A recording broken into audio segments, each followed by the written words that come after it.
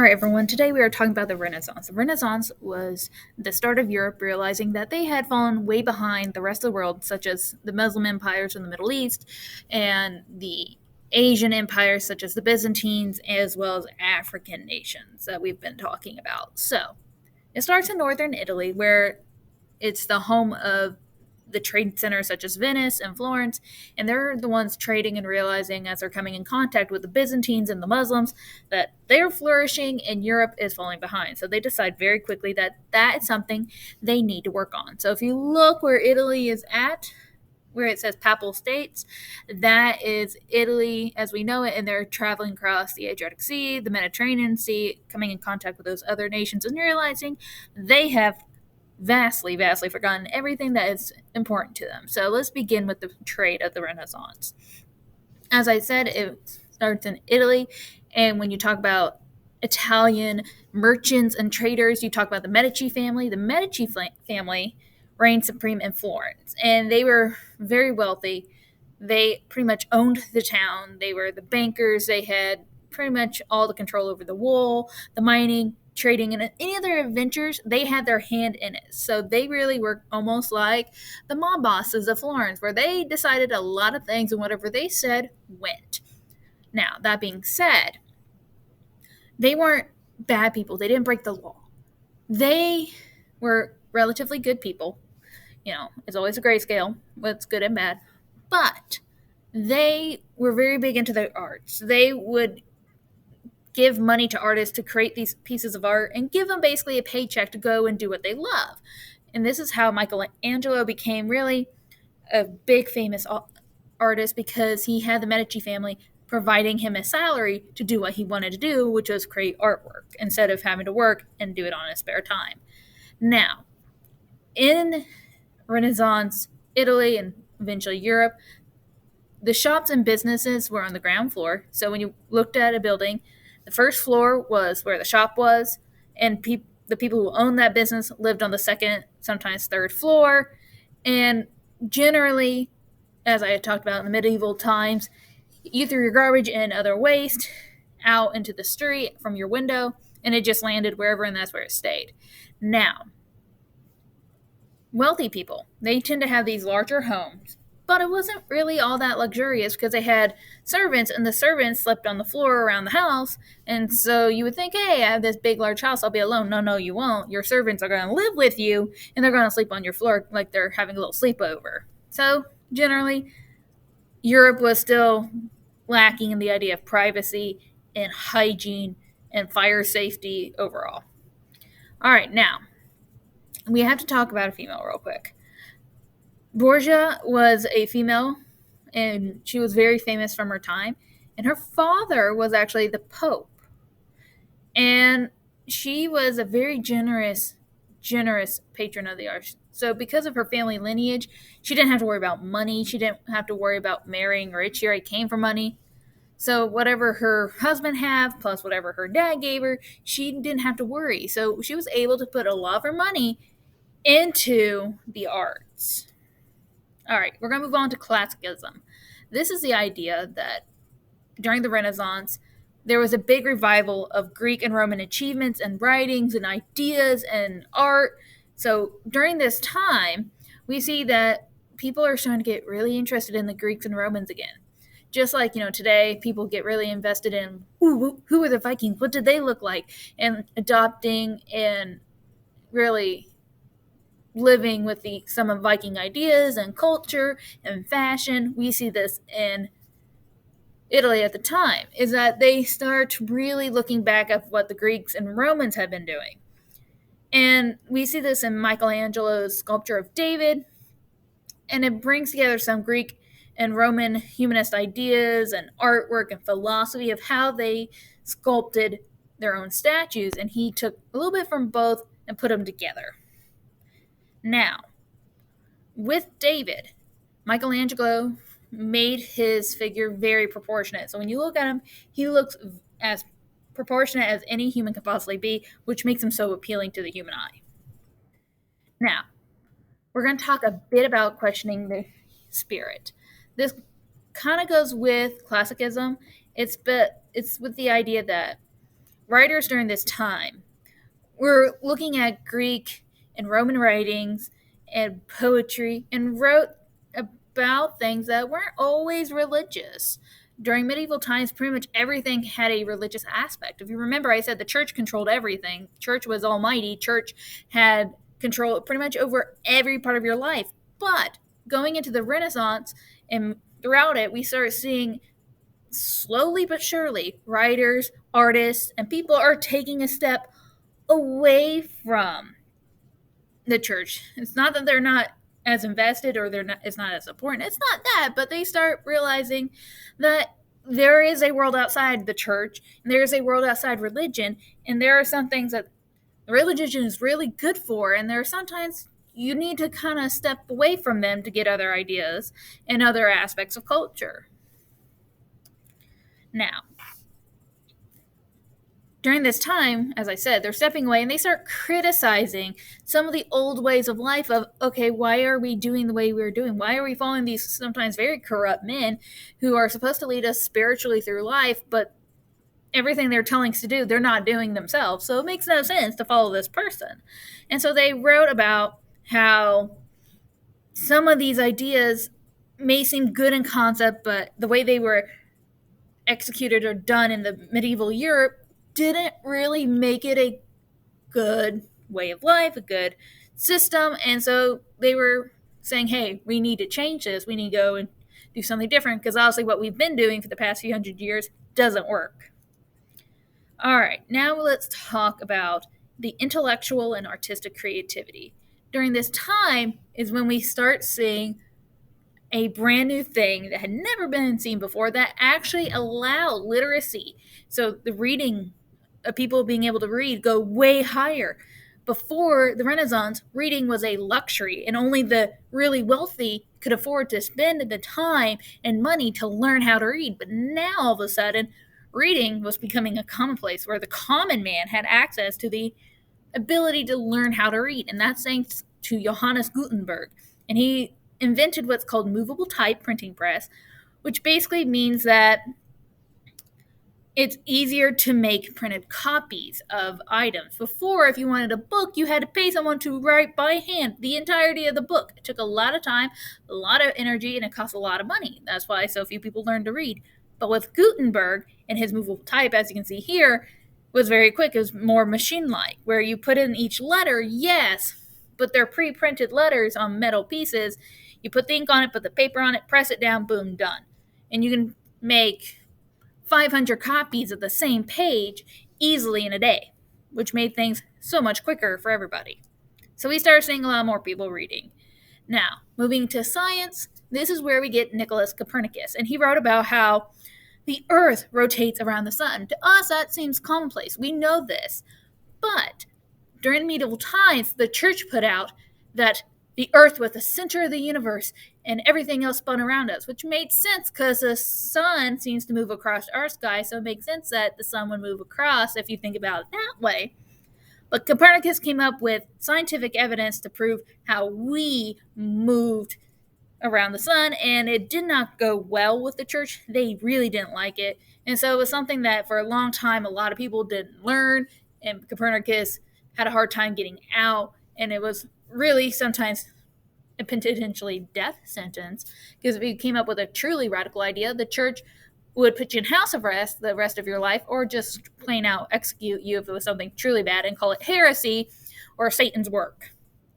All right, so we're going to move forward with Niccolo Machiavelli. He wrote a book called The Prince, and basically it was a political book of how monarchs need to concentrate their power and really how monarchs should do anything it takes to get the job done because the ends justify the means. So if it means you have to kill off an entire town to quash a rebellion, it's worth it. So he had these really harsh ideas of how to control your people, how to maintain your power, that today we look at and go, if that were to happen, that person would be out of power very quickly because we don't agree with the methods. But it was something that was readily accepted by the monarchs of the Renaissance because it gave them justification and a good reasoning of why they're doing what they're doing. All right, last person I kind of really want to hit on real quick, is Leonardo da Vinci. Da Vinci was kind of seen as the ultimate Renaissance man. He was not only a scientific man, but he was also a mathematical man. He was an inventor, he was an engineer. He did a lot of different things. He was a painter, an artist. He was the jack of all trades. He produced paintings that are still known to this day, such as the Mona Lisa. He came up with accomplishments with inventions such as the idea of the contact lens and the helicopter and all the things that seemed ordinary to us and mainstream were extremely out there ideas at his time, but he was able to come up with a lot of the ideas. So part of his scientific studies was the proportion of man, and he is actually the guy who came up with if a person is truly proportionate, how long will each part of their body be in accordance to their height? And he realized that the human body can actually fit into a circle, as you're seeing in this picture. This is the Mona Lisa. It's actually a relatively small little painting. I would say a little bit larger than a regular piece of printer paper. And it's also the inspiration to Leonardo DiCaprio's name. His mom was looking at it when she felt him kick for the first time. Fun fact for you there. All right, so this is Leonardo's idea of an airplane. Obviously, that's not how they work today, but he was able to come with the ideas of how could we potentially get the ability to fly. So he had this idea, if you can see in the image, that a human would put their body onto that little pull through the hoop. Their legs would go in the back, and they would hold onto the bars and flap the wings, and they would fly like a bird. All right. Real quick is Michelangelo. He was a big painter at the time. He's the one who painted the Sistine Chapel and St. Peter's Cathedral in Rome. They are both very, very well-known cathedrals in the Vatican City. They are very beautiful, very quiet when you go into the Vatican City. Beware that when you go into the Sistine Chapel and you come into this room, you aren't actually not really allowed to talk or take pictures. So pictures are hard to come by in the Sistine Chapel. I know when I went, it was something they definitely hit on of be quiet, be respectful, and, stay as long as you want, but don't take any photos, and definitely don't be screaming and yelling in there. All right. I want to mention Botticelli real quick. He is one of the people who becomes a big artist, and he uses point perspective, which basically means he uses the idea of how to make things more dimensional and not just flat. So make it seem like it's actually going to pop out, that people are alive, and almost a 3D effect.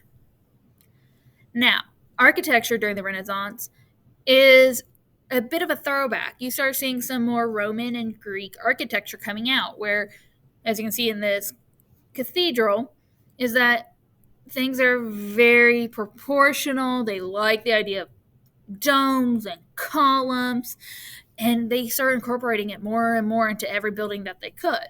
And this dome is very tall. I've seen this cathedral.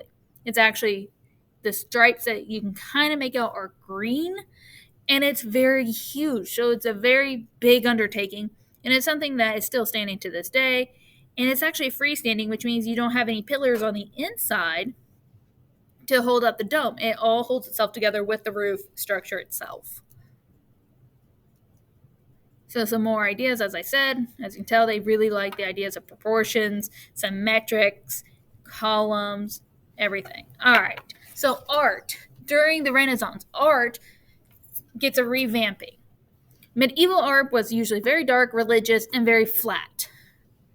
Now, art during the Renaissance becomes more three-dimensional. They start adding way more color to it, and they start portraying things that are everyday life. And these artists were able to do what they love because wealthy people would give them money to go and do it. So they would basically be on the salary of some rich person, and that person paying them that money allowed them to do their jobs of create artwork that would then be given to the wealthy person to do with what they want. All right, secularism. So, during the Renaissance, people realized life does not have to include the religious teachings and works in every aspect of your life. So we start seeing people going, okay, we're going to start using our actual native language, not just Latin.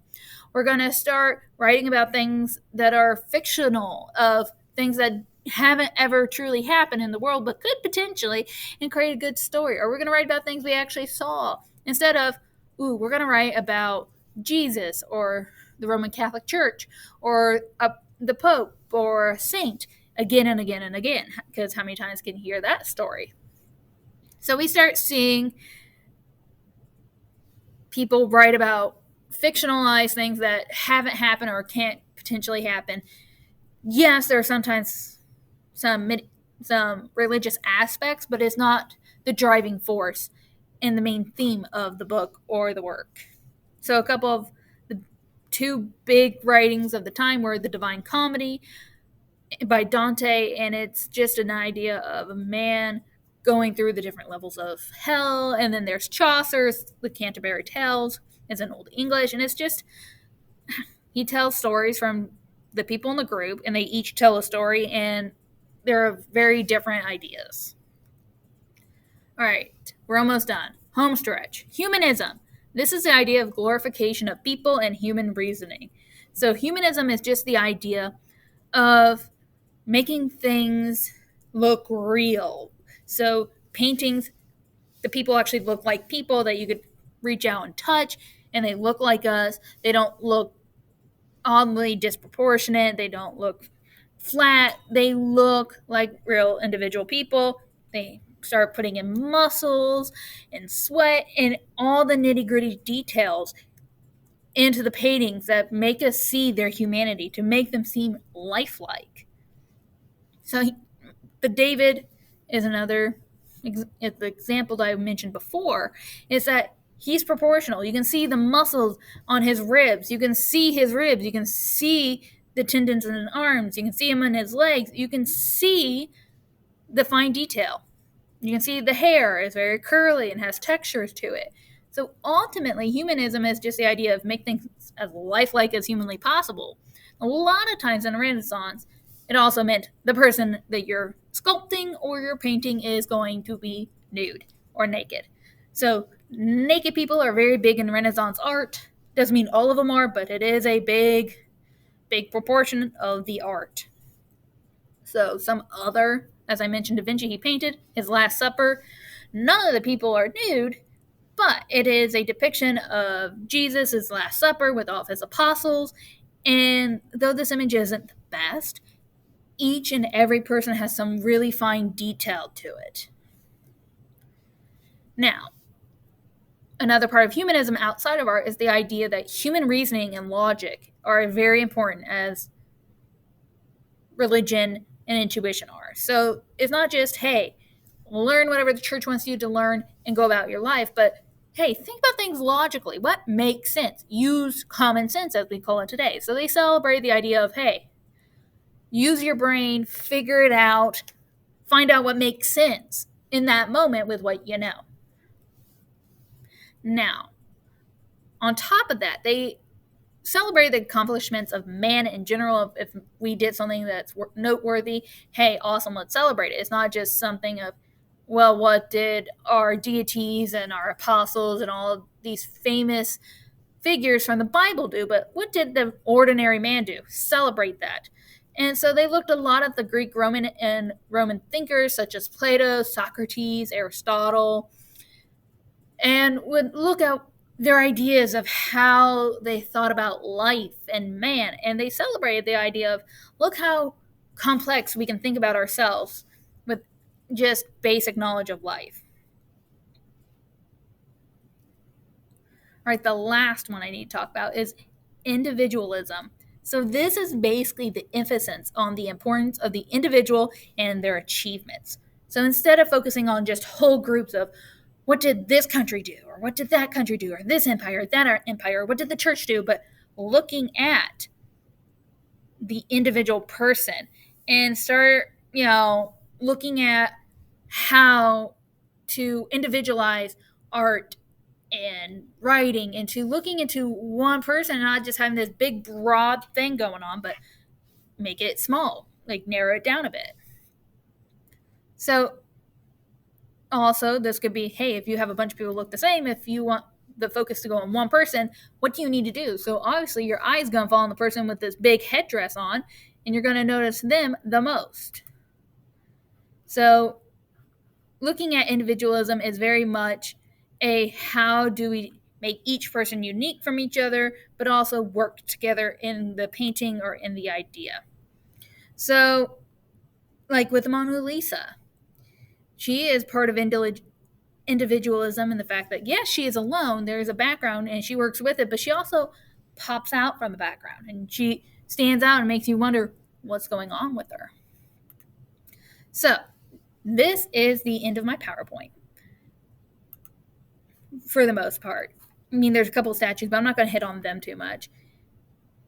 So moving forward, what you need to do is you need to make sure you're filling out that graphic organizer that I mentioned as I was getting you started on today's work and turning that in. Make sure you're captioning the artwork and ultimately keeping up on that. This is the first assignment that we have after break, so this is the perfect time to get that new start, get that jump, or stay on top of it, as many of you mentioned before the start of fall break. Now is the perfect time to get a clean start to the rest of the semester and the end of this semester's work.